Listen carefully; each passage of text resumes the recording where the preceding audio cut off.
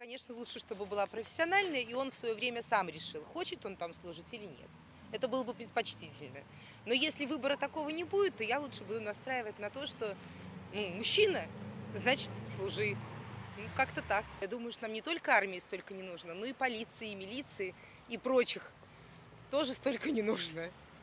Нам нужны хорошие учителя и хорошие врачи. И чтобы их было больше, нужно на самом деле действительно о них заботиться, и это государственное дело. Не они сами должны придумать, как им выжить и как им заработать. В армии я служил, но это уже давно было, прошло, наверное, больше 35 лет уже. Ничего не дало. Только что я сохранил свою профессию, по которой работал.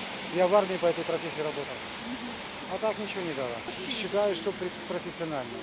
Потому что у этих детей, как говорится, детей берут, толку я считаю, что никакого нет. Они просто не подготовлены. Учитывая нашу молодежь, сейчас они не готовы. У меня взрослый сын в следующем году, если все нормально, пожалуйста, на защиту Родины. Мы рады. Ну, я слышала про Борисов, конечно, но, знаете, пока информация официально же не подтверждена, и что это все страшно, это все нужно пресекать на корне, и все зависит же от наших, что все-таки армия должна профессиональная быть. А любительская это все для любителей. Государству нужна своя армия, потому что это какая-то защита, надежность. Я вообще за мир во всем мире. И вообще мы за мир. Потерянных лет не бывает, каждому что-то дает, что-то теряется, что-то приобретается. Но в любом случае это опыт жизни, и он должен чему-то учить. Лучше, конечно, хорошему. Конечно, профессиональная армия, она имеет свои плюсы.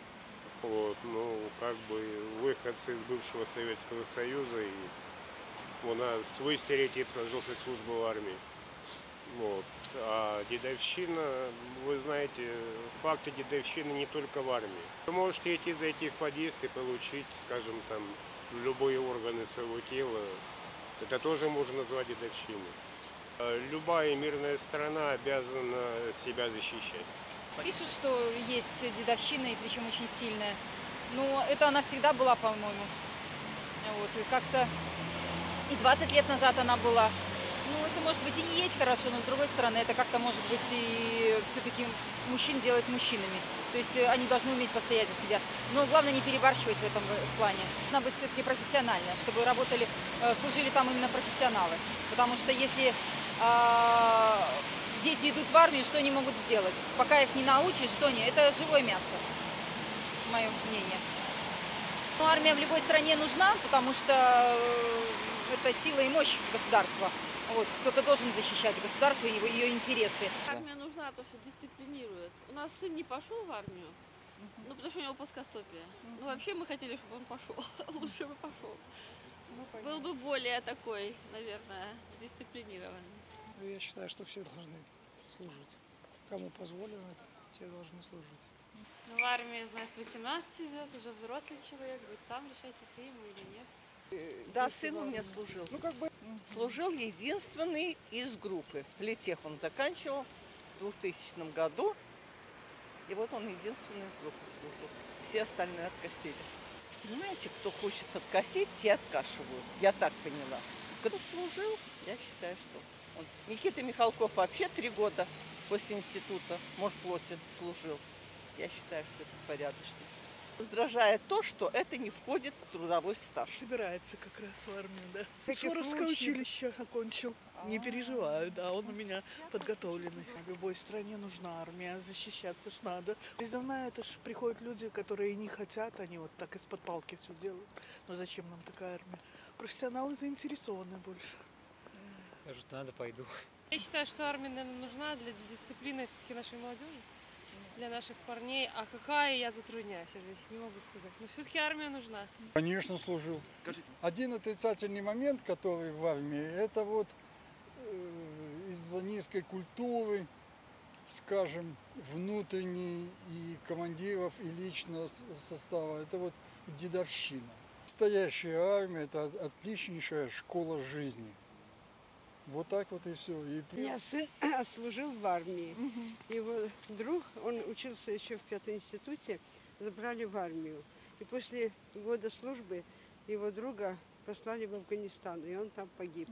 Армия для меня оставила очень тяжелое впечатление. Каждый парень служить в армии. Я считаю, что только там делают настоящих мужчин. Конечно, нормально. А почему? Что там плохого может быть? Армия делает мужчину. Я считаю, что профессиональный должен быть. Ну, потому что в армии должен служить профессионал. В любой стране нужна армия, чтобы защищали люди свою родину. Вообще, я служил, и в мое время это было даже почетно. И если в армии не служил, то вообще считали изгоем. К армии, да, готовимся. Я вот стрельбой занимаюсь, друг он на турники ходит. Было бы сходить, но, скорее всего, учеба лучше, потому что образование очень важно. Профессиональная армия просто более подготовлена ко всем вещам. В чрезвычайных ситуациях она лучше адаптируется к условиям каким-нибудь. То есть то же самое боевое учение, они и более легко его пройдут, чем просто призывники, которые даже не могут, допустим, ходить.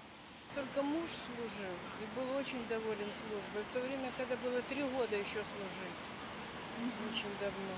И считают, что настоящий мужчина должен обязательно служить. На нашу страну, мне кажется, очень много военных. Очень. Конечно, да. Во-первых, много друзей осталось по всему Советскому Союзу. Кому-то можно позвонить, где-то приехать, встретиться можно, кто-то к себе может приехать. Ну и вообще, конечно, много дало общения. Лучше профессионально, чем регулярно. А что они там делают? Половина все равно их там, они ничего не делают. Сейчас что у нас узброенные силы, это, как вам сказать, по сравнению с КБВО, краснознаменным белорусским военным округом, это ничто. А бы что? Это только воспитание молодежи. Потому что молодежь сейчас очень распущенная. Молодой всегда бегает и делает черную работу. Вот. Многие называют это дедовщиной. Типа, я пришел тут служить, отдавать долг родине. Нет, из тебя воспитывают мужчину. Это лично мое мнение. Кто-то говорит, что это дедовщина.